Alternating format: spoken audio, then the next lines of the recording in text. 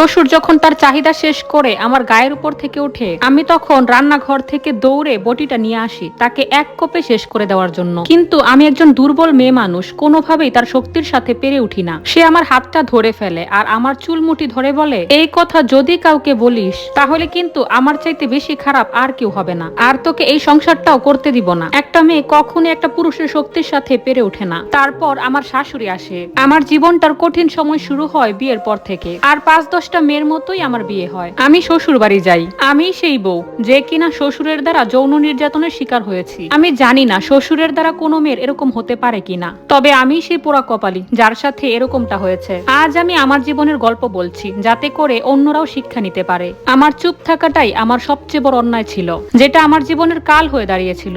বিয়ের পরে যথারীতি 8-10টা মেয়ের মতো আমিও শ্বশুর বাড়িতে যাই। আমার স্বামী কাজের সূত্রে শহরে থাকতো আর আমি থাকতাম শ্বশুর শাশুড়ির সাথে গ্রামে। আমার একজন যা ছিল, সে বিষ খেয়ে মারা গেছে, আর এই কারণে আমার ভাসুরের 14 বছরের জেল হয়। আমার স্বামী মাসে একবার গ্রামে আসতো, আর তাও মাত্র 1-2 দিনের জন্য। সে গ্রামে আসলে অনেক কাজের ঝামেলা লেগেই থাকতো। যে 2 দিন থাকতো সে 2 দিন সারাদিন সে বিজি থাকতো। রাতে প্রচন্ড ক্লান্ত হয়ে ঘরে ফিরতো, তারপর কোন রকমে 4টা ভাত খেয়ে সে শুয়ে পড়তো।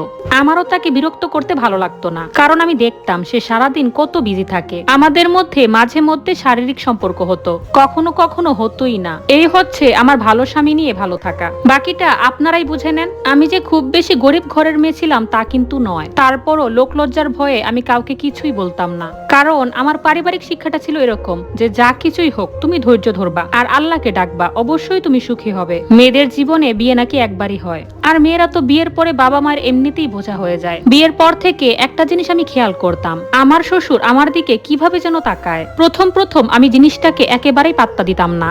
বাবা মানুষ, ভাবতাম উনার তাকানোর স্টাইলটাই হয়তো ওরকম। ওই রকম চিন্তা ভাবনা কখনোই আমার মাথাতে আসেনি। আমার শ্বশুর আমার সাথে কথা বলতো ঠিকই, কিন্তু উনার চোখ থাকতো আমার বুকের দিকে। আমি উনার সামনে একদম শালীন ভাবে যেতাম। আমি পুকুরে গোসল করতে গেলেই উনি বিভিন্ন কাজের অজুহাতে পুকুরের ঘাটে যেতেন। বিষয়টা আমার শাশুড়িকে কথার ছলে নানাভাবে বোঝানোর চেষ্টা করেছি, কিন্তু তারপরও উনি কিছুই বলতো না। আমার শ্বশুর বিভিন্ন অজুহাতে আমার গায়ে হাত দেওয়ার চেষ্টা করত, আমাকে জড়িয়ে ধরতো। অনেকেই বলতে পারেন যে শ্বশুর মানুষ তো জড়িয়ে ধরতেই পারে, উনি তো বাবার মতো। কিন্তু আমরা মেয়েরা কোনটা ভালো উদ্দেশ্যে জড়িয়ে ধরা আর কোনটা বাজে উদ্দেশ্য নিয়ে সেটা কিন্তু খুব ভালো বুঝতে পারি। আমার স্বামী বাড়ি আসলে আমি তাকে সবকিছু খুলে বলতাম, কিন্তু সে আমাকে নানা রকমের কথা বলতো আর বলতো আমি নাকি নিচু মনের মানুষ। তার বাবা সম্পর্কে আমি কিভাবে তো নোংরা কথা বলতে পারি, হ্যান তেন আমাকে আরো হাবিজাবি অনেক কথাই শুনিয়ে দিত। তাই আমিও আর কিছু বলতাম না। তার বাবাকে সে ফেরেশতার মতোই জানে, আর সেখানে আমি তো 2 দিনের বৈরাগী। আমার কথা সে আর কতটুকুই বা আমলে নিবে। তাকে এসব কিছু বললে সে ভাবতো আমি শ্বশুর শাশুড়ি সেবা করতে চাই।